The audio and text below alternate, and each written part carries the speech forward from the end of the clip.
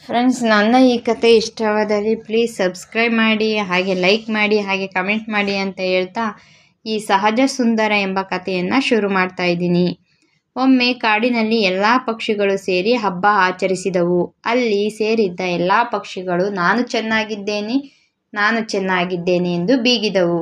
ಹಾಗಾದರೆ ಯಾರು ಚೆನ್ನಾಗಿದ್ದಾರೆ ನೋಡೋಣವೆಂದು ಒಂದೊಂದೇ ವೇದಿಕೆಗೆ ಬಂದವು. ಕಾಗೆ ಬಿಳಿಯ ಕೋಟನ್ನು ಧರಿಸಿ ಬಂದಿತ್ತು. ಕೋಗಿಲೆ ಕೆಂಪು ಅಂಗಿಯನ್ನು ಹಾಕಿತ್ತು. ಗುಬ್ಬಿ ಹಸಿರು ಚಡ್ಡಿಯನ್ನು, ಗಿಳಿಯು ಕಪ್ಪು ಕುಪ್ಪಸವನ್ನು ಧರಿಸಿದ್ದವು. ಪಾರಿವಾಳ ಛತ್ರಿಯನ್ನು ಹಿಡಿದು ವಯ್ಯಾರ ತೋರಿತ್ತು. ಕೊಕ್ಕರೆ ಪೈಜಾಮ ಧರಿಸಿ ಟೋಪಿಯನ್ನು ಹಾಕಿತ್ತು. ಯಾವುದೇ ರೀತಿಯ ವೇಷಭೂಷಣ ಧರಿಸದೆ ನವಿಲು ತನ್ನ ಸುಂದರವಾದ ಗರಿಗಳಿಂದ ನೃತ್ಯವನ್ನು ಮಾಡಿತು.